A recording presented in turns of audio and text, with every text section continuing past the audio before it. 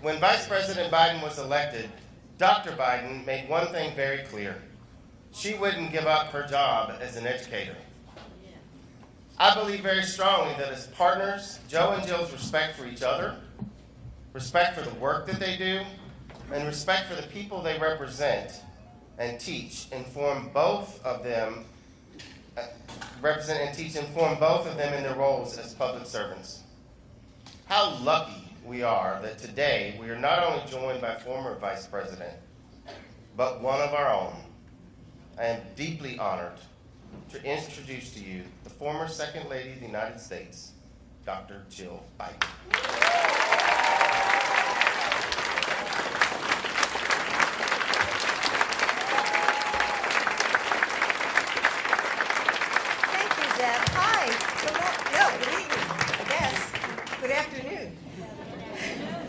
Anyway, my favorite thing of everything Zeph said was one of our own. So hello, teachers. It's so nice to be with you. I know there's an English teacher over here. I can hear her yelling. So Zeph, I love to see how you're working here in Houston and standing up for students and teachers. And thank you to Houston Federation of Teachers for hosting us here today. A few weeks ago, I was calculating my grades, and I realized one of my students had earned an A. And she's currently a teacher's aide. She's a single mom. She has a son. She's raising a son by herself. She's an older student, and she came back to school, and she's a teacher's aide. But she's coming to community college because she wants to be a teacher, and she's working incredibly hard. And honestly, her grade was like right there, right on the line. And I was doing the grades and I was doing the tallies, and I found out she got a 91, so she got her A. So, like all of you teachers in the audience, I was so excited, I called her on the phone. And I said, you got your A, you got your A. And she was so excited, she said, you're making me cry. And so, it's a little thing, but it meant the world to her. And it meant the world to me, to just see the joy, because she had worked so hard. And I've said it so many times, and I'm sure you say it too. Teaching isn't what I do, it's who I am. And I know a lot of you feel the exact same way. And those moments when we help our students find a piece of themselves that they didn't even know they had, when we see that spark of understanding in their eyes, those moments are the ones that make it all worth it. And we give so much of ourselves, I think, to our students, yet we get so much in return. A few years ago, I had to tell my students that I would miss class for personal reasons, the next class. And my students have a lot of shining qualities, but boundaries are not one of them. So they immediately began shouting, Dr. B, where are you going? Well, my sister was having a stem cell transplant, and she would be isolated in a hospital unit for 6 weeks. And so I tried to explain it to my class, but the words caught in my throat. And so I turned and I faced the whiteboard. And because I was trying to collect myself, so they wouldn't see how upset I was. And when I turned back around, my students were standing, and they got in a line and they hugged me, one by one. I realized at that moment just how much I needed their kindness. Our profession, I think, is profoundly optimistic. We take the best of what humanity has to offer, lifetimes of knowledge, wisdom, art, and craft, and we hand it over to the next generation. We say to them, here's what we've done.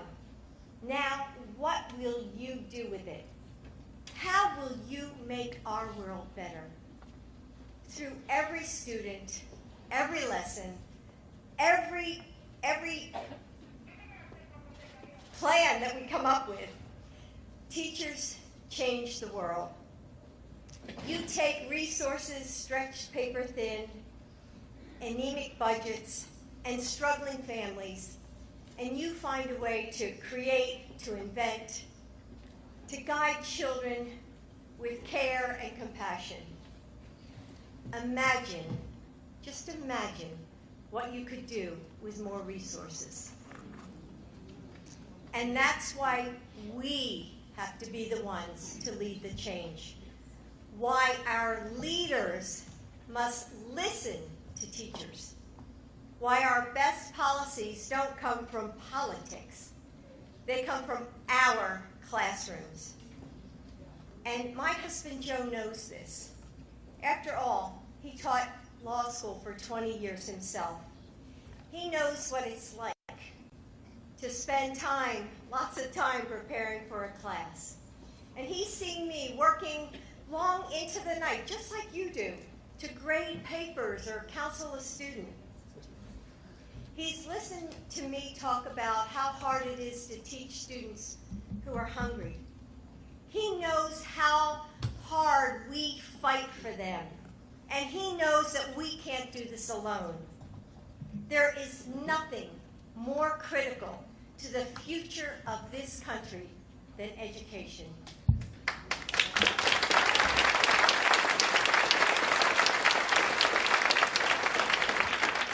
And there is no one that I trust more to protect, to listen to us, to drive a culture that sees our worth, that values what we do, than Joe Biden.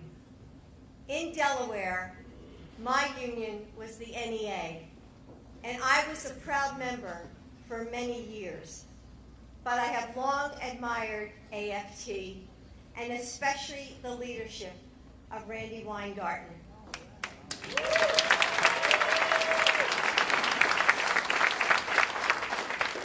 Randi, for more than a decade now, you have been the face of this fierce, dynamic, powerful group of teachers.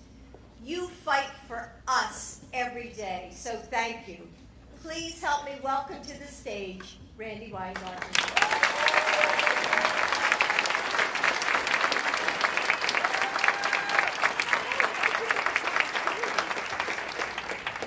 So, oh my God, I feel like I'm in stereo. So most of the jobs that I have today have been done already, which is this time I have to make sure that I introduce Elizabeth Santos. Where is Elizabeth? District 1, HIS. And I promised Seth that I would tell you that he wanted to do this. It was just a momentary lapse. So he let me do it. So I also want to make sure, I know I said I don't have to say Sylvia's last name, but everybody backstage said, no, you have to say Sylvia's last name. So Sylvia Garcia, who is the Congresswoman from CD 29. Stand up again, Sylvia. Sheila Jackson Lee, who's the Congresswoman from CD 18, which is our host congressional district. Come on, Sheila, stand up. And we work really hard with these two ladies. And, you know, Washington's not an easy place to be these days. And I am very grateful to both of you for being there and showing a little sunlight every now and then when the Democratic majority in the House of Representatives is there. So thank you very, very much. And you've already met, yes, we can clap for them again. And we've already, Seth has introduced all of us and welcomed us, and I want to make sure that Louis Malfaro, the president of Texas AFT, is recognized as well.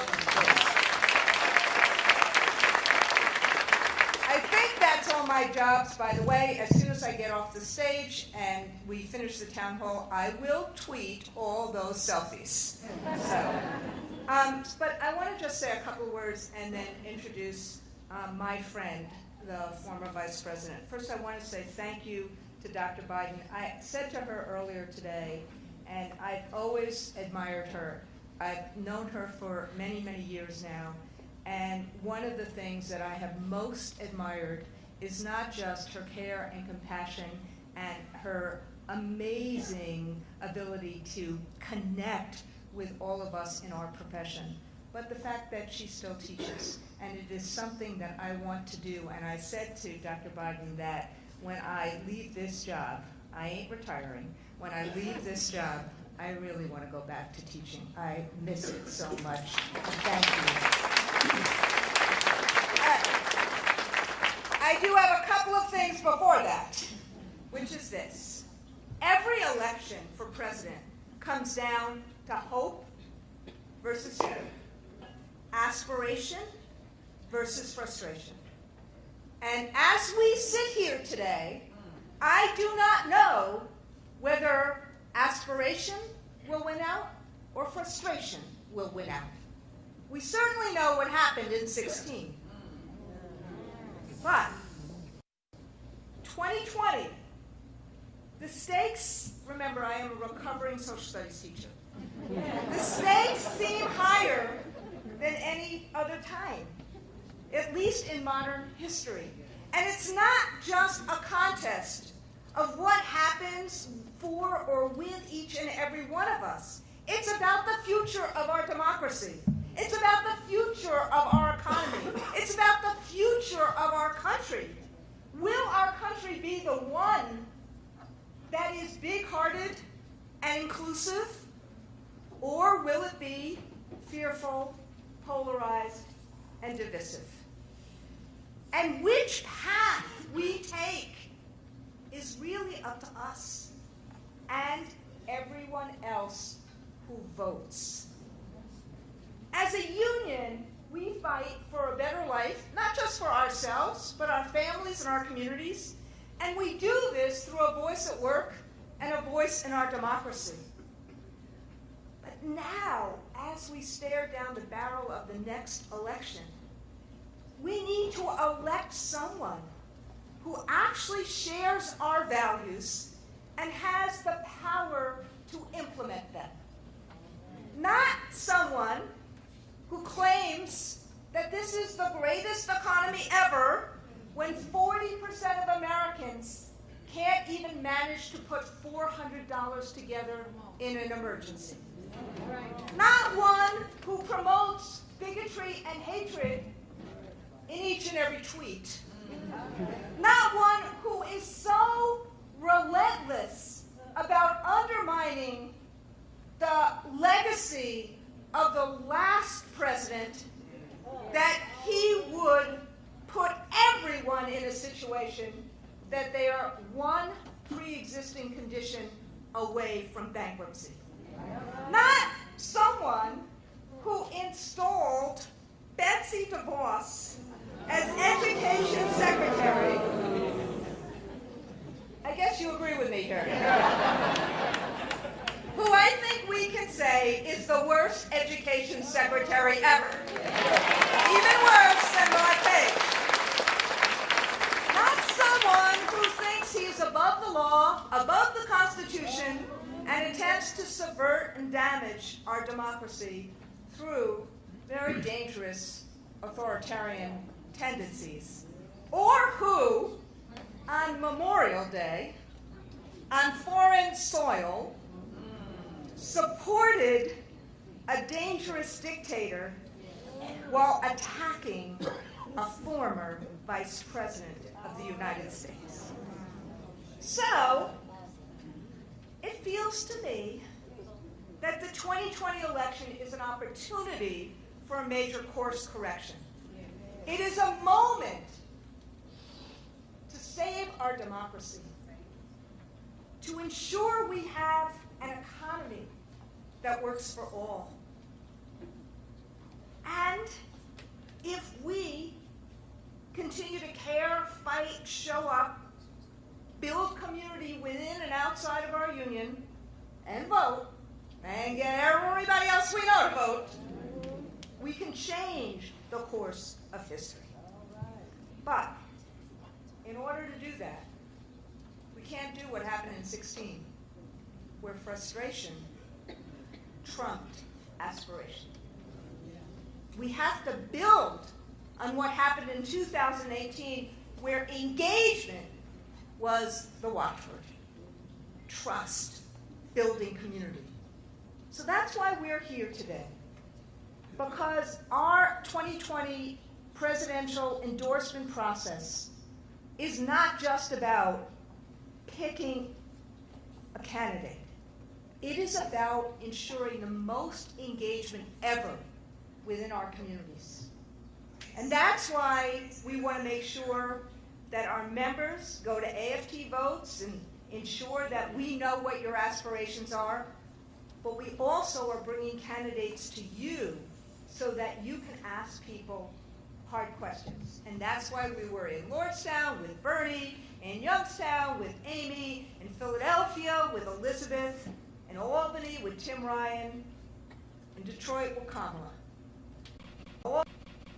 I get to introduce someone I've known, it feels, for a lifetime. Joe Biden, as many of you know, is one of the best friends working people have ever had in elected office. If you lost your job, if you're worried about how to make a student debt payment, you better believe that Joe Biden understands what that's like. If you're worried about how to balance life and care for an elderly parent, you better know that Joe Biden gets that. If you're a parent, or if you are a parent sending a kid to an after-school program so you can take night classes to finish your degree, Joe Biden walks that walk. If you're an adjunct professor putting together gigs so your health care is covered, Joe Biden gets you. He's a public servant. He's a gifted legislator. He's a foreign policy expert. He's been a vice president. He's a father, a grandfather, and a husband. He has a life lived full of compassion and resilience, understanding and gratitude. He understands people and he fights for them. And frankly, why do I know this? Because Joe Biden, Vice President Joe Biden, was our North Star in the last administration. You all know we didn't always get along with the Obama administration positions on education. But we had a go-to guy who always listened to us, who always brought our message to the White House, to the Oval Office, and I trusted that that message would get through. That's who the former vice president is. From being a senator, first elected at 29, co-sponsoring the Employee Free Choice Act, his staunch support for the Minimum Wage Acts, his most recent time on the picket lines at Stop and Shop. Joe Biden doesn't campaign with working people because it's politically correct. He's with us because he is us. Frankly, it's everything the current president is not. So, he doesn't back down from convictions, whether it's the Dreamers, whether it's LGBT rights, whether it's other civil rights, whether it's Title I funding, whether it's against vouchers. But you will make your own decisions about this. And so I know, as I said to you before, he has been spending a lot of time on his education policies, and you're going to hear a bit of that. But most importantly, you get to ask your own questions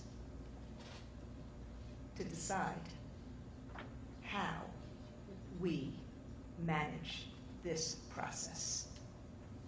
I am so honored to be able to introduce to you my friend, our friend, the friend of the middle class, Vice President Joe Biden.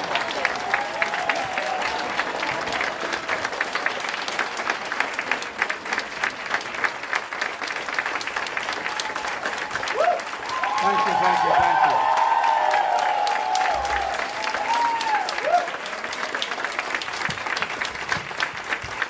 My name is Joe Biden. I'm Jill Biden's husband. Y'all think I'm kidding. Just want you to know I've worked hard in a lot of things, but I never worked harder than getting Jill to say yes. I had to ask her 5 times. And it was still the right decision, but the last time I asked her, I said, look, you finally got my Irish up. My pride's engaged, Congresswoman. I said, my pride's engaged. I'd come back from South Africa trying to see Mandela, back with Andy Young and some others that had gone down. And I came home, went to her apartment, not far from the Philadelphia airport in Wilmington. And she said, oh, Joe, come on in. I said, no. I got my pride up. I said, I'm going to ask you one more time. It's okay if you say no, but I can't keep doing this. And I said, but you don't have to, all you got to do is say yes, not when, just if. And I said, will you marry me? She went like this. Okay. And I said, thank you, God. Anyway, look, as Jill said, I could hear her speak, and the reason I like the fact that she wanted to run for president, I know publicly she says really nice things about me, so I know it's good. Folks, look, the fact is that, as I see some of the press that covers me regularly, they know I'm always quoting Irish poets, those of you who teach poetry. I quote them not because I'm Irish, because they're the best poets. But Yeats defined teaching as, he said it's about filling a pail. Not about filling a pail, it's about lighting a fire. And that's what y'all do. As Jill said, you see that twinkle, you know what it is. It's that psychic remuneration, but you're not getting enough other remuneration. But it's psychic remuneration, it matters. It's an affirmation of what you do and why you do it. And folks, the fact of the matter is that I want to thank you for lighting that fire. The truth of the matter is, as I said a little earlier, at the barbecue place where I met some folks earlier, that it really does matter that you get feedback and response from your students. Everybody wants to know what they're doing matters.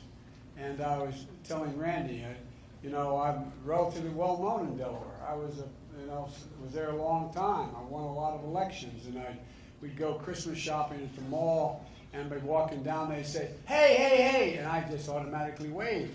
And they said, no, Dr. Biden, you told me, thank you. You think I'm kidding? Firefighters are here. They said that the firefighters saved our home because it got struck by lightning, and July was doing Meet the Press, and the firefighters, God love you, God made man, and then he made some firefighters. But they came and they got everybody out, got Jill out of the house, and even the cat and the dog, and saved the house, and so on and so forth. And the bottom line was, in the middle of the rain, while it was raining, Jill standing out there in her bathrobe. I was down in Washington, and a firefighter comes and said, Mrs. B, how are you? You taught me. So it doesn't matter where the devil she is. Look, folks, I want to thank the IBEW for loaning us the hall here today. I am, and I'm not apologetic about it, even back in the days when Delaware was a right-to-work state, I am a union guy, beginning and middle of that. And by the way, let's get something straight here. Wall Street and bankers and hedge fund managers, good people, but they didn't build America. The middle class built America. You know who built the middle class? Labor. Labor built the middle class. And that's a fact. And so, folks, what I want to talk to you about just a little bit, because I'm anxious to hear your questions, is that, Jill has an expression she uses. She said, any country that educates us will outcompete us. And the fact of the matter is that we're in the middle of a gigantic transformation in the United States here. We're going through what one of the most difficult speeches intellectually I ever had to make was I was asked at the World Economic Forum to speak on the fourth industrial revolution.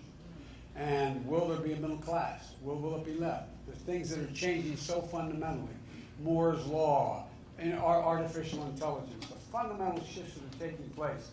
And what has always been the case, which kept us ahead of the curve, which made us the leading country in the world, not a joke, has been education. We're the first major industrial nation in the world to have 1 through 12 grades free. Everybody, no means anybody got to go. It was the thing that separated us from the rest of the world at the time. Now the world is caught up and many of them are passing us by as we sit still, not realizing we have to fundamentally adapt to what's about to take place and already taking place. 65 out of every 100 jobs today, in a study I was asked to do for the president, 65 out of every 100 jobs require something beyond a high school degree. 12 years is not enough, and we have to let you be engaged in revolutionizing how we treat elementary and secondary education, because you know better. And so the fact of the matter is that, my dad used to have an expression. He used to say, and I apologize to the press that heard me say this 1,000 times, but I'll say it 1,000 more. He used to say that a job, Joey, is about, my dad, we moved from Scranton, notwithstanding the president saying I abandoned it, to find work. I was in 3rd grade, and my dad, and when my dad did Congressman, he said that we're in a situation where every time someone would lose a job, he'd say, Joey, a job, and I mean this sincerely, a job's about a lot more than a paycheck. It's about your dignity. It's about respect. It's about your place in the community. It's about being able to look your child in the eye and say, honey, it's going to be okay, and mean it. Well, as Randy pointed out, an awful lot of people can't even come up with and people who have jobs and are doing well can't come up with $400 in a single month without being strapped, have to sell something or have to mortgage something. And folks, this idea that somehow we're in a position that we don't look at the dignity of work. And I think the single most important thing, and by the way, I used to drive a school bus, not a joke, when I was in law school in the summer. And the reason I did, by the way, I learned a lot. I learned a lot because when you drop that kid off in a rural area in Auburn, New York, you drop them off and there's no one there to greet him. There's no one there at home. I would be able to go in and talk to the guidance counselor and say, look, I just dropped Johnny or Mary off yesterday, and there's nobody there. There's nobody there. I substitute taught at a school in Syracuse, New York, when I was in law school to make some spending cash, some money. And but the point is that you all know how you dread we substitute teachers when we come in. but I was in an alternative school that I taught. And all the kids who got kicked out of the regular school, but weren't, and I learned a whole heck of a lot about how it works. And then as Jill pointed out, it was different, but I taught for over 20 years an advanced course in constitutional law. And it made me realize that how much preparation it takes. And I wrote the manuscript. They worked out of the book that I wrote. And not a joke. Every single solitary Friday or Saturday morning, it was Saturdays I taught it so I'd have no conflict, between 9 and 12, every single solitary class I taught, I spent 3 hours in preparation. And grading those, I'm an easier grader than Jill. Y'all think I'm kidding, I'm not. But grading those papers and spending the time, and I don't know how many hours. I never had a class that went less than 5 hours. A 3-hour class. People would stay because they had problems. How am I going to pay for this? How am I going to get this done? I'm having this trouble at home. And that was in a law school. That wasn't in a high school. And so the fact of the matter is, folks, that I don't think people fully appreciate the circumstances many of you find yourselves in. And look, one of the things you all know better than I do, because you do it every single day, there's an overwhelming need for wraparound support for you. Everybody comes in and they think about today. You're expected to be a social worker. You're expected to be a counselor. You're expected to have some background in psychiatry or psychology because of the mental health problems that exist today. You're expected to be the person who is the person of last resort. Not a joke. Not a joke. Jill teaches a class, and her average age of her students is closer to 28 now that she teaches at Northern Virginia Community College. A lot of women who had busted their neck just getting through school, didn't want to go back to high school, but now they're coming back.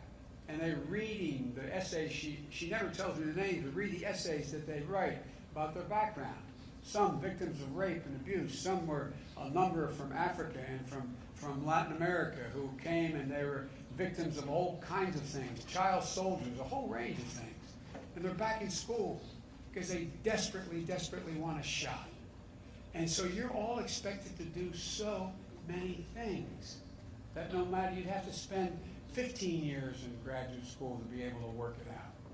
And so one of the things I think is essential, we need more nurses, psychologists, access to psychiatrists, social workers. And it has to start even before preschool.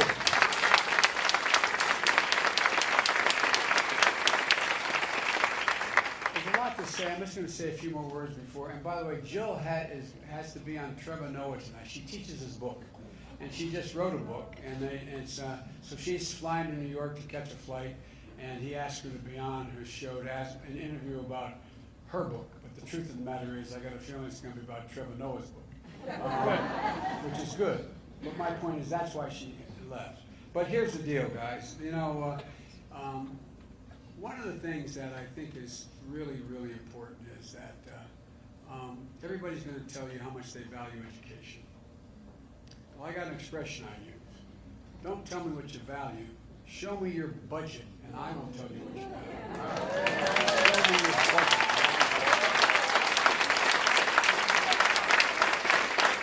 And tell me how you are going to acquire that budget.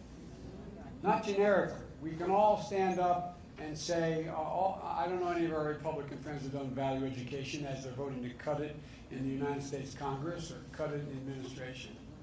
But here's the deal. One of the things that I think you have a right to demand of us is how are we going to pay for the things we say we're going to do. Now, what I'm going to do is very quickly lay out the 4 or 5 pieces of the plan that I have, and then get into questions with all of you, if I may. One is that I think that we have to not only increase, but triple, and we can afford to do it, I can tell you how, from $15 billion a year to $45 billion a year, Title I. Yes. And it will allow you,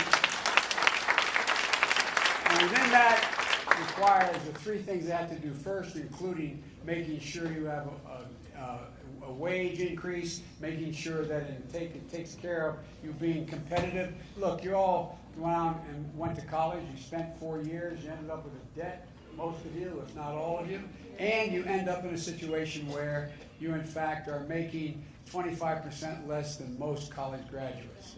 And it's just not right. And so look, how do we increase the dignity of work? How do we increase the professionalization of how you're treated unless we pay you what you are remotely entitled to? And so there's means by which we can do, I'll go into it in detail if you want, in the Title I funding. Secondly, I think it is really important that we provide greater opportunity for teachers to advance and learn and be paid while they're doing it. And that's another $1 billion a year. By the way, I'll go into the funding later, but $1 billion a year to allow you to be paid for serious mentoring programs or heading up a department and being the leader of the math department, even though you don't technically have a separate title. There's a number of ways you should be able to make additional funding, additional money doing the work. And let me ask you a question. How many of you know a teacher has a second job just to get by? How many of you know somebody has a third job just to get by? That's bizarre. That's ridiculous. And so, folks, the third thing that I think it's important we have to do, we have to expand community schools. And we can, and the proposal I have is the $32 million a year to be able to do that. We'll give you some detail on that later. And also, you know, we have to hire psychologists, counselors, social workers, nurses, and that requires, in my calculation, a minimum of $2.5 billion a year to be able to do that, because you can't do it all yourself. And the other thing that I think is important that we have to do is we need to start pre-K. And by that I mean, we know, by the way, the interesting thing is, does this microphone work here? The interesting thing is we know that the fact is that there's no debate about what needs to be done. There used to be a lot of debate about whether or not a child starting off in kindergarten or first grade is behind the 8 ball, because they've heard, depending on the study, 3 to 60 million fewer words spoken by the time they get there. It matters. It matters. There is no debate among the psychiatrists, psychologists, the experts, left, right, or center about that. There's no debate about the fact that I was a single parent for 5 years, and I had a family to help me, and I was a U.S. Senator. But I want to tell you something. It wasn't easy. It was not easy. And it was easier for me than 90% of the other single parents in America. It gave me an appreciation I never fully understood. As a matter of fact, Randy, the second time I ran, I missed 12% of the votes. I was like the 30th, or I ranked the number 61 in votes cast. Never missed a vote that mattered. When I ran the second time, they ran against me for missing votes. Because I had now for 1 million bosses in Delaware, I didn't have any one boss. I could do what you can't do. But I stood before all the experts said we're going to do this great advertising. I said, no, just put a camera on me. And they ran the program. I said, look, I missed the following votes. Never missed one that made a difference in the outcome. But I want to tell you now, if you re-elect me and there's a parent-teachers meeting, I'm going to the meeting rather than make an unimportant vote. If there's a circumstance where my son or daughter is in a position where they in fact have a game that I think is important to go, I'm going to go, and so on. And I got elected by the largest margin ever did, because I had the benefit of being able to do that in fact people who have a direct employer don't have. But my point is, even with that, it was really a difficult thing to do. The last piece of all this is, it seems to me that we have to change the way in which we think about early education. And by that I mean sending social workers into homes where there are people who are hanging on the edge, getting them the kind of help they need, getting the kind of psychiatric help. You know, this generation, this new generation, 15 to 20 years old, they have the highest. I spoke to the National Association of Psychiatrists and then the International Association in London. And the point is, they point out that it has the highest degree of anxiety of any cadre of people in the United States of America. These kids, ever. You're exactly right. And what are we doing about it? It's within our power to do this. This is within our wheelhouse. It's not beyond our capacity. I've already, if Jill were here, she'd give me the hook. I've already spoken too much. Why don't I take your question? I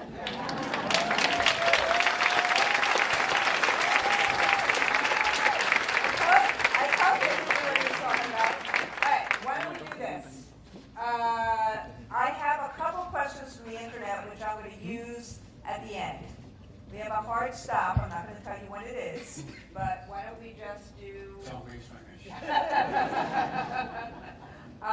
and what I can't answer, the Congressman will answer for me. All right, so why don't we raise hands? I promised this young lady that she was going to have one of the questions. Would you like to start? Would you tell the Vice President your name? And her teacher has said that she could use the question instead of her teacher.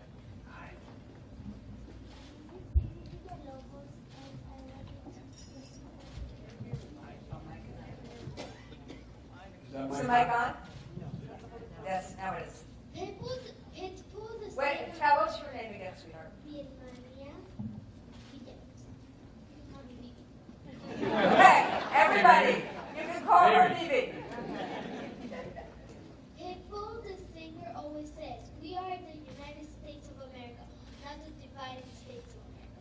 I bring this up because Texas has many ethnic groups living here. What do you intend to do to project a message of unity because of current message we are receiving in dividing people and the students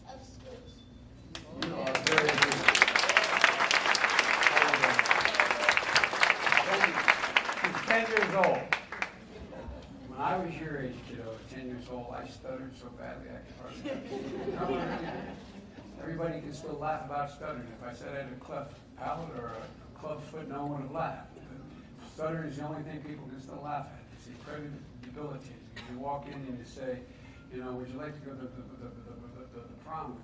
It sounds silly, but go see the King's Speech and you'll understand it better. But the point is, even if I didn't, I wouldn't have had the courage to stand up in front of all these people and do what you just did. So you got to make me a promise. When you're President of the United States, you remember who I was. All right, let me ask you a question. Look, I said the reason why, I'll be as brief as I can, I said the reason why I was running, I had 3 reasons. And I announced it after when I decided to finally do it, my grandkids came to me and said, Pop, you got to go ahead and do this, because we knew it was not going to be a pretty campaign, especially in the general election, if I made it. And they said, we understand, Pop, you got to do it. Because here's the deal. Charlottesville. I never, ever, ever thought coming out of getting involved in the First Instance because of civil rights and civil liberties, I never thought I'd see people coming out of fields carrying torches, literally carrying torches, chanting the same anti-Semitic bile that was chanted at the time that Hitler was taking over Germany in the 30s. Not a joke, same bile. Accompanied by white supremacists in the Ku Klux Klan. And then when asked by and met by decent, honorable people who were opposing the hate and said, not here in our city, and a clash ensued and a young woman lost her life. And when he was asked, what about it? He said there were some very fine people on both sides. Now look, it's not just the president. Our children are listening. They're listening. Not a joke. Not a joke. Hate crimes are way up. We've empowered people come out from under rocks that never existed before. Here's what the Constitution says, and I remind everybody of this. The Constitution, as well as the Declaration of Independence, they use the word we the people. We hold these truths to be self-evident, that all men are created equal, endowed by their Creator. We've never met that requirement before, but we've never walked away from it. Never one single time. It's happened. And now the Breitbarts and the hard right and the rest of these folks out there, they're legitimizing by their actions the kinds of things that are happening. You saw what happened in the synagogue. Anyway, I won't go into it all, but the bottom line is this. I think the worst thing that happened to the United States of America of late is this division, villainizing and talking down other people. The idea that all Mexicans are, the idea that, and I could go on and on and on. I think we need an immigration policy that is who we are. Who we are. We are the United States of America. And here's the deal. Look, think about this. All of you, except if you were ancestors of someone coming over on a slave ship, the original sin of America. If, other than that, everybody got here because the reason we're the nation we are is we were able to cherry pick the best of every single culture. When my great-grandfather Owen Finnegan got on a coffin ship in the Irish Sea, had no idea he was going to make it, it took courage, it took optimism, it took determination, it took resilience. When somebody's down in Guadalajara sitting around a hand-hewn table and he says to his kids and his wife, let's sell everything we have, give it to a coyote, they'll take us across the border, drop us in the desert where we don't want to be, in a country that we don't speak the language, won't that be fun? No, I'm serious. Think about what it takes. Think about what it takes. So we got to fundamentally alter our immigration policy. And we gotta just look. The dreamers have already adopted the American dream. They are Americans. They already are. But I'll tell you what, honey. What I'm going to do, if you give me an address, I'm going to write you a longer answer and tell you the exact things I would do. Okay? Okay? Promise? I'll bet you're as bright as you're good looking. I'll tell you what. What's your favorite subject? Journalism. Whoa! Whoa! I better be more circumspect in my answer. Those guys back there. Look. Go ahead, the next question. I love it. Okay, over here. Washington Post, New York Times, all these guys. You ought to go back and talk to them, okay? All right?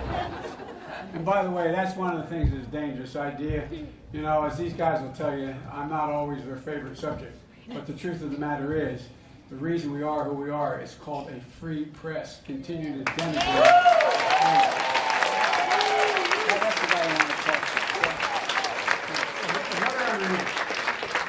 Somebody take her back to meet the press. I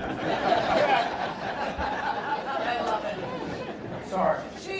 You're going to get an internship from the Washington Post. If that doesn't work, come work for me. MSNBC. Okay, this gentleman over here. Tell us your name and school or whatever if you want to. Clayton Settle, my wife's a teacher at George Ranch High School. My question is, Mr. Vice President, if you become president and you have a Democratic House and a Republican Senate, what part of your agenda do you think could become law? Well, by the way, I think the bulk of it can become law. Let me tell you why. And I'm not being Pollyannish about this. Even the press, although they tell me everything has changed, I refuse to believe everything has changed. Human nature is human nature is human nature. God had made a new brand of man in the millennium. And here's the deal. Here's the deal. Not a joke. The truth of the matter is, the vast majority of Republicans, a significant minority of Republicans, that's all I need, in the House and the Senate, understand that this tax cut that passed created another $2 trillion in debt, and increasing the number of exemptions in the law. There are now over $1.6 trillion in what are called tax exemptions. Some people call them loopholes. Some are justified. It makes sense to give a person a tax break if, in fact, they were to give a charitable contribution. But if you give a charitable contribution, they turn me off. I don't blame them. I must have. They must have gotten the tax break. Okay. Anyway, but here's the deal. All kidding aside, if you I'll give you one of 50 examples. No, not 50.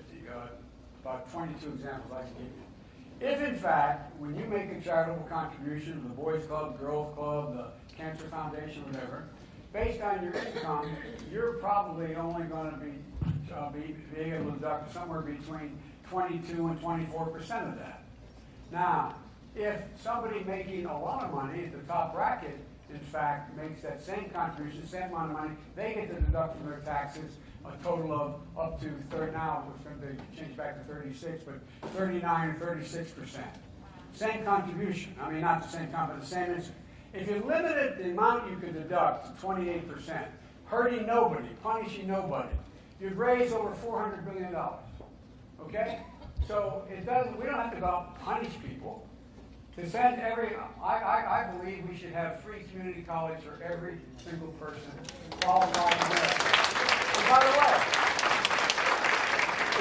it costs a lot of money. It costs $6 billion a year. There goes that big spending Joe Biden. Right there he goes again.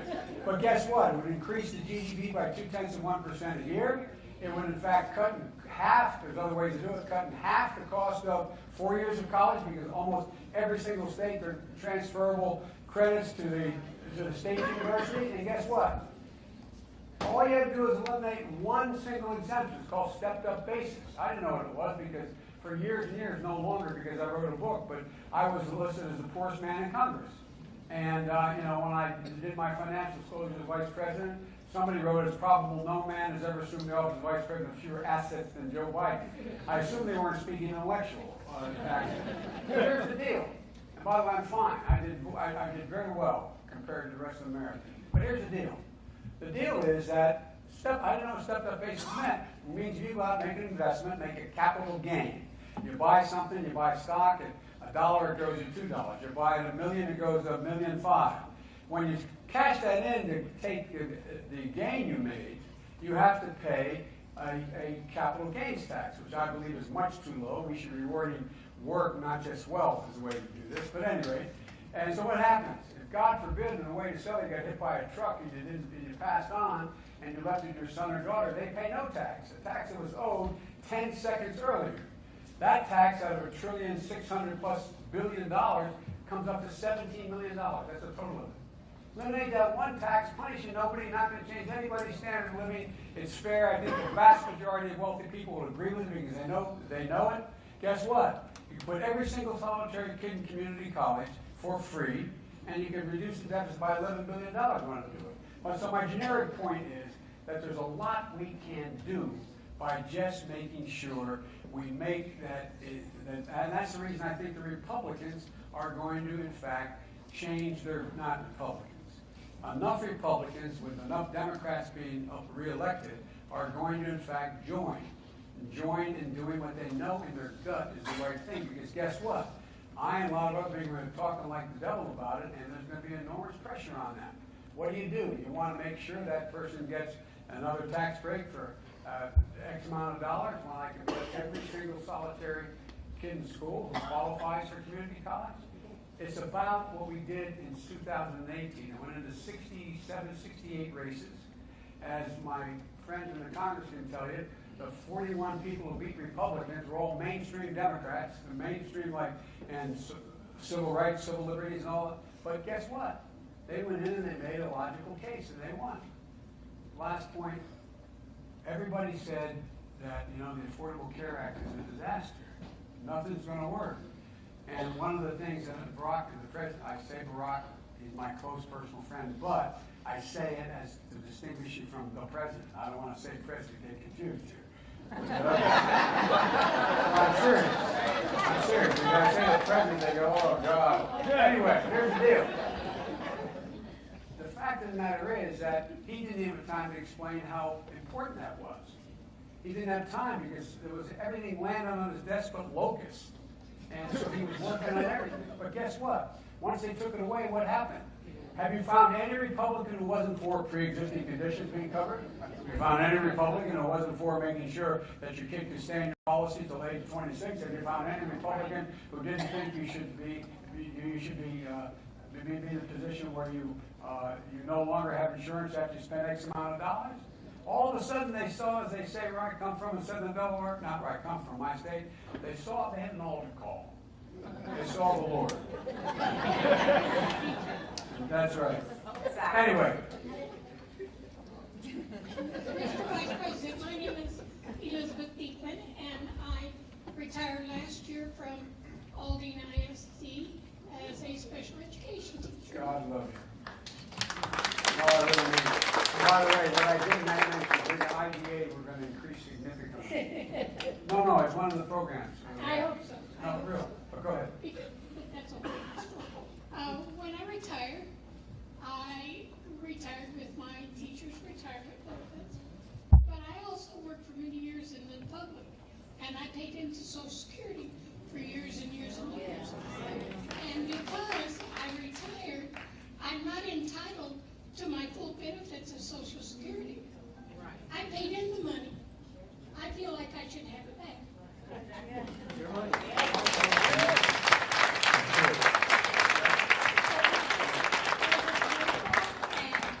That prevents that. Yeah, and I think it's a mistake. I think it's wrong. And look, when you have, for example, we retire, or we get forcibly retired, depending on where our situation is, from the Congress, we get the pension we paid into, and we get Social Security. You should get the same thing. They're all about Penn State. They're all about Penn State and Caruso. Where that happens. Yeah. That's a very big deal, particularly in a state like Texas. I can see it's a big deal. I know because I was told beforehand that there are a bunch of people who have questions about charter schools, and there's a bunch of people who have questions about student loans. Am I right about this? So I just want, of the people who have questions about charter schools, I just want to see the hands so that I can actually call on one of you. And so when I call on this lady, then I'll also do the same about and then I'll also do the same about student loans. And then I'm also going to make sure we do this. Any question that's not answered, because I see now a lot of hands are up, every question that's not answered, there are 3x5 cards. The Vice President has said that he will make sure we answer all those questions. I want to hear your questions. So I want to make make sure that if we can't finish all the questions, which we will not be able to do because we have a hard stop at 6:10.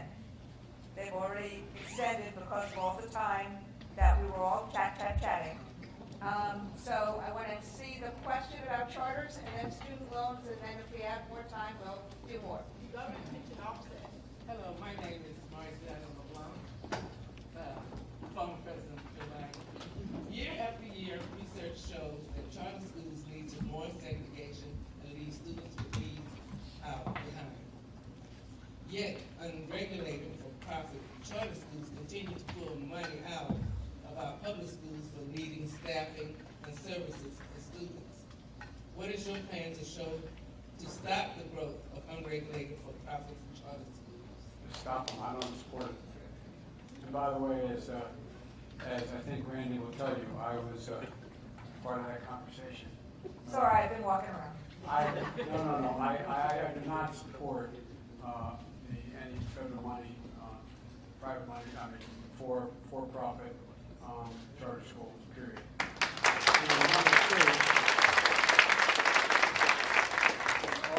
When we started off initially talking about magnet schools, but now we call it charter schools. There are some charter schools that work, but the truth of the matter is that I don't think any charter school system that does not allow for total enrollment based upon the fact that where you live, your access, whether it's a lottery or not, should be in a position where they make those kind of choices. So, because the bottom line is it siphons off money for our public schools, which are already in enough trouble, as well as it siphons off other assets as well. I got to give you a longer answer. Thank you. Okay. A question on student loans. I just want to make sure, since that's what I was asked before, but if not, okay, right back here, and then we'll go back to this side. I saw that lady, this lady over here has had her hand up for a long time. So that side over here, student loan question. I get a lot of exercise this way. Thank you, I'm getting all my steps in. Hello, my name is Nicole Jackson. I work at Madden Elementary in Richmond, Texas. My question is about student loan interest. My husband and I have over $100,000 in student loans between us, and we're both teachers. And we have acquired probably over $7,000 in interest alone. If we are supposed to be paying our student loans back, how can we get relief from just the interest alone to pay Well, by the way, our student loans? as you know, we try to do, and the answer is if you're teaching, you should be able to have your student loan basically paid off. The existing program, the existing law is much too difficult. Too many hurdles that have to be gone through. Too many hurdles. I think it can be simplified, and again, if you give me your name, I will get to you specifically, but it can be simplified significantly. And so that you qualify, if you're teaching in school, to be able to not have to pay that loan. And the years that you're working, you don't pay the loan and it gets reduced up to a certain amount. The point is that secondly, it is student loan, most people are defaulting, if my memory serves me correctly, are people whose student loan is in the range of $18,000 to $20,000. And we should be able to do a great deal there as well. But the student loan program is, we ended the for-profit piece of this a long time ago, and now we're in a position where the question is, how far back do you go? I'd like to go back pretty far because I had my deceased son went to Penn and then he went to Syracuse Law, and he graduated with $120,000 in student loans after my borrowing everything I was able to borrow against my house, etc., as much as I could do. My other son went to Georgetown and Yale Law School. He, in fact, had $140,000 in terms of his. Here's the deal. When you, in fact, anyway, the point is that I think there has to be a means by which you get to total debt forgiveness and delay in terms of what you have to do in terms of the service you're rendering to the country. And the service you're rendering to the country, here is teaching, qualifies as one of those things, but it's much too onerous the way the traps you got to run through to get it.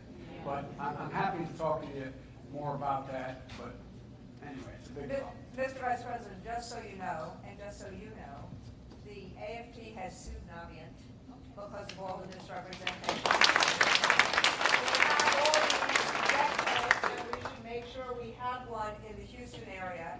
And we just have actually worked on and found a new tool that even with a broken system, we will be able to help people. Yes. And we are in the midst of making sure that 100,000 of our members can get access to this new tool so that hopefully, let's make sure between the Houston area and AFT Texas, we get that information available to you now. We need the new plans that the Vice President is talking No, I about, agree but at with least that. you have this right now. And by the way, she's not in the midst of it, she's leading it. Thank you. Thank you. Good afternoon. She's afraid to give you that, huh? Not giving you that microphone. My name is Michelle Williams, and I work about 10 minutes from here in Cashmere Gardens Elementary, which is one of the underprivileged schools here in Houston ISD. And one of the issues we have at our school is that our students do not have access to science, technology, engineering, and mathematics. So if you were to become President of the United States, how would your administration address the inequities in the access of the STEM fields to the students like mine? The way to do it and a significant increase in Title I. That's one of the 3 requirements at the front end they have to meet besides teacher salaries. And that is making available to every one of the schools that qualify, and as you know, it's about 45% of the schools, and yours qualify, that they offer the courses that are needed and provide the personnel to be able to teach those courses. But again, it is part of what has to happen. Because here's the thing that bothers me a lot, and I guess I'm in because I don't know, but here's what bothers me a lot. You know, even our how can I say it, more enlightened friends have, I think, a very, not a very healthy view of the capacity of all of our children. For example, when we went to Detroit, the President asked me to lead the effort to get Detroit out of bankruptcy and allowed me to pick people from other departments to do it. They got a great mayor there named Duggan who came back in. He's a really great guy. And we found all the resources that allowed everything from high-speed rail, because they got good hospitals there, the downtowns, eliminating the neighborhoods that collapsed, and clearing the neighborhoods so there weren't drug houses, and a whole lot of things. But in the process, a whole lot of people got, in fact, left the city, black and white. They left the city.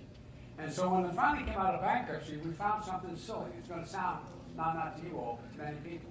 We found out that no one knew how to turn on the streetlights. No, not a joke. Because they're run by sophisticated computers and programming.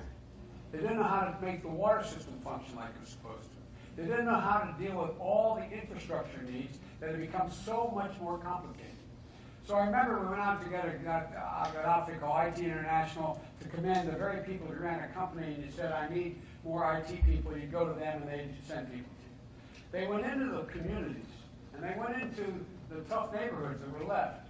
And what they did was they found, I think it was 54 women. Not by design, coincidentally, they were all African Americans, save possibly one. They ranged in age from 24 to 52 or 3. And they, in fact, no one had more than a high school degree, and about a third had a GED. We set them up at a community college where they took, I think it was a 16-week program, learning how to code and to work the computers. And everybody said, when I remember going in and making this case what I was going to do, and a lot of people, not the administration, but a lot of people in Congress were very progressive and liberal, and a lot of people, I said, I don't know, Joe, man, how are you going to make that work? Well, let me tell you something. Ordinary people can do extraordinary things and give it a chance. I went out to the graduation, not a joke, went out to the graduation. Every single one of those women had a job. Average salary, let me check the exact numbers, so don't quote, say I misquoted, somewhere, I think it was $53,000 or $54,000 on average. Lowest paying job started, I think it was 48, and one as high as 102,000. Not one single solitary one of those women had more than a high school degree. And a lot of them left high school. Look, you all know how hard it is to go back. To teach the people you teach, it takes a lot of nerve to go back. It takes a lot of courage to go back. So my point is, we vastly underestimate the capacity of ordinary people to do in tough neighborhoods STEM, to be able to be the next scientist. Instead of looking at a kid in a hoodie walking the street as somehow he's a gangbanger, that may be the next Nobel Prize winner in mathematics. No, I'm not. For real. So we've got to think that way. That's why in the Title I proposal I have, we'll go into detail with you about it, you have to invest in those schools, and you have to invest that capacity to be able to do advanced work. Okay? So we are running out of time, which means, but I love that there are so many hands up, which is the 3x5 cars are in back of the room. I'll get some so people will have them. I'm going to call on this gentleman because I saw him. And if we have time before that, I'll call on one of the internet questions from Montana. But this gentleman, your name? No, that gentleman who's standing up. Yeah. Good evening. My name is Norris Thomas. I work at Harper Alternative School as a classroom teaching assistant, where I assist with the education of special needs students, along with custodians, bus drivers, support staff. So my question is, and a majority of them have multiple jobs, and during the summer, a lot of them don't have pay. So my question is, if elected, what would you do to make sure that school paraprofessionals and support personnel don't fall further behind in pay and treated with dignity and respect?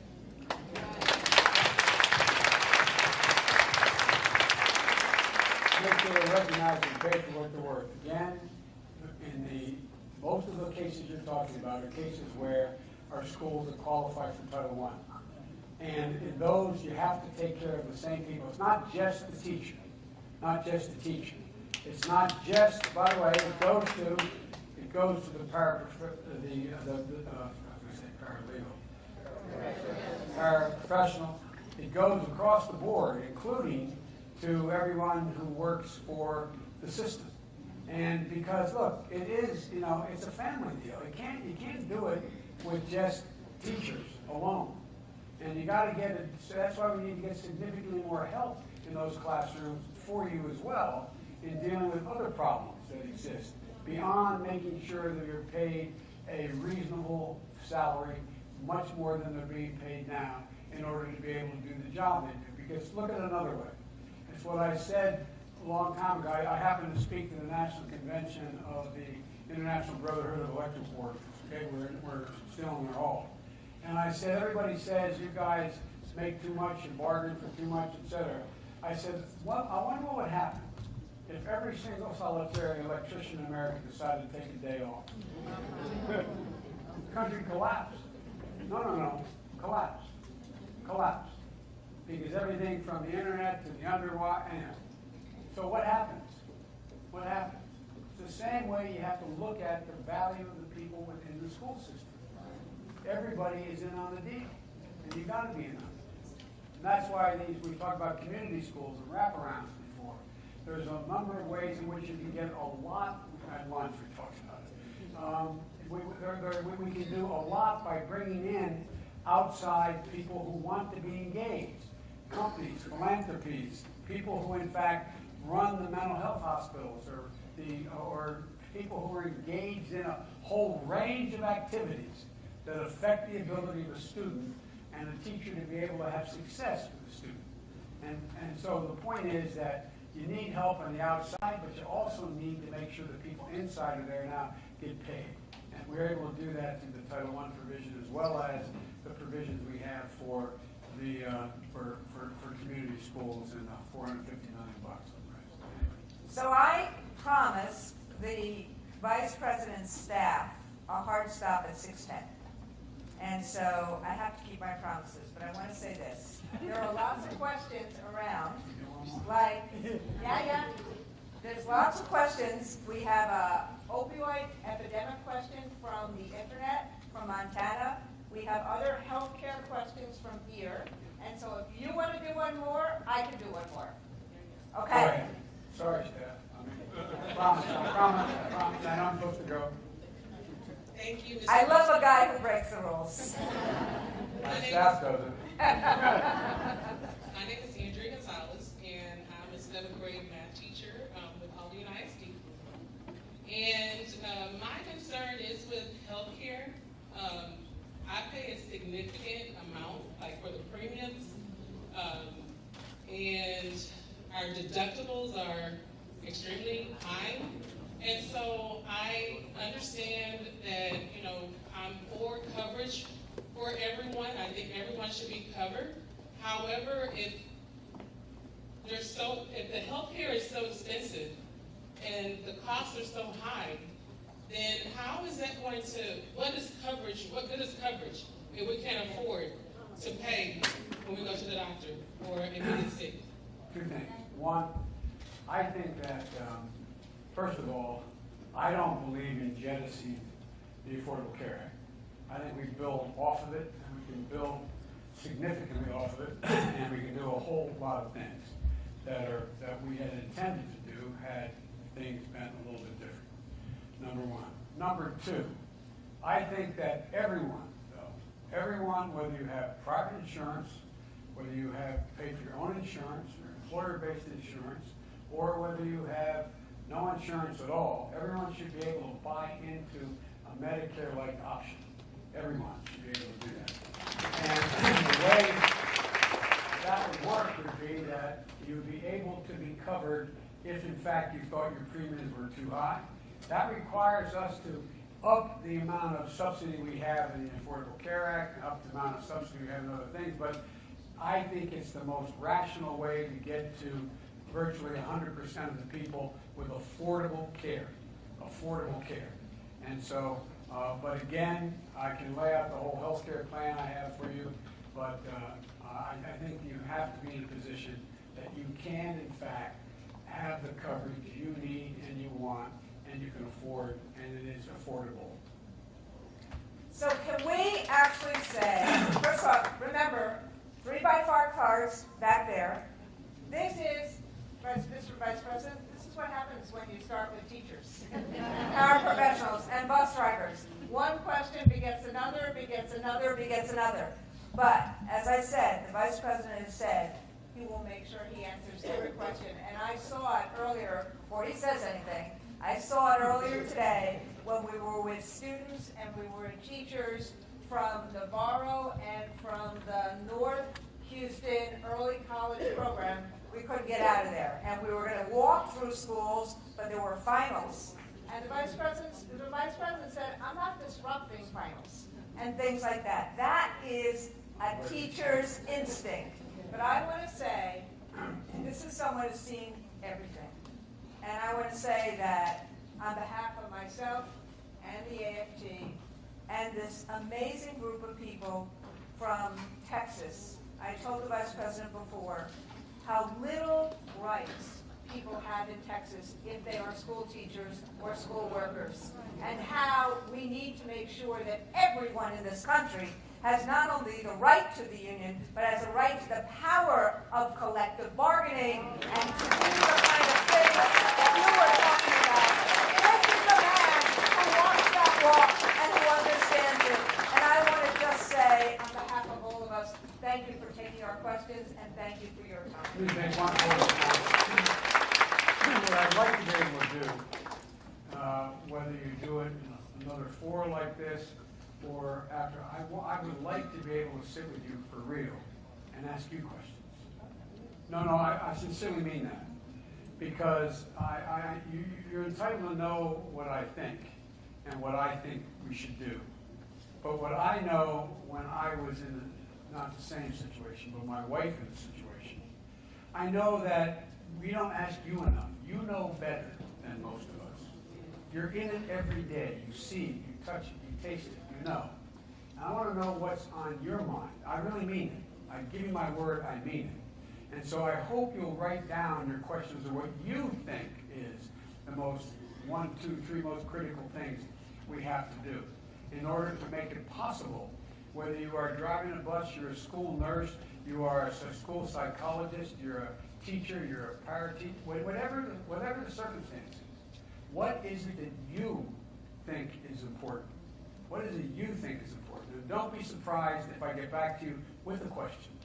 Because I'm serious, the only way I've found, the only way you learn, people in our situation, we don't do it as much anymore. When I sat in the Senate, I would do town meetings all the time, covering my state. It's what I learned the most from, letting people tell me what was on their mind. And I really strongly encourage you to do that. I know it's a pain in the neck. It's like asking you to fill out an exam, or something. But if you let me know what's on your mind, it would really, and I will not expect their answer, but I'll actually share it with the congresswomen that are here to let them know what I'm being asked. And I promise I will try to get in a timely way to all of you and what it is.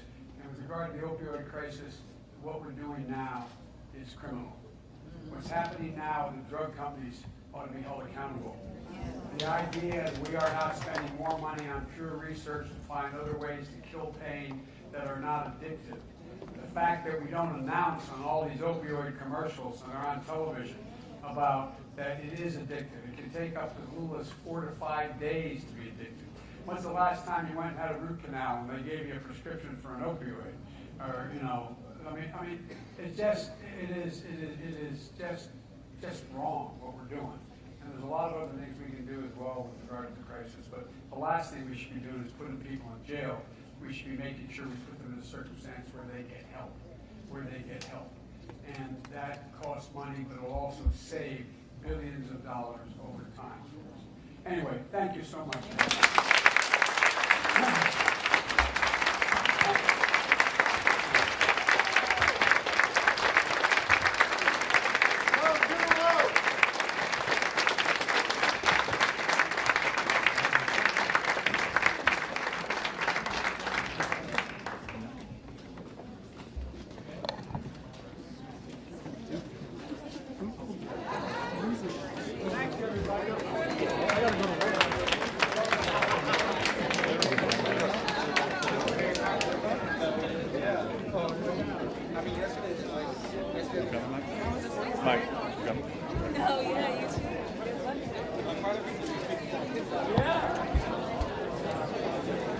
Yeah.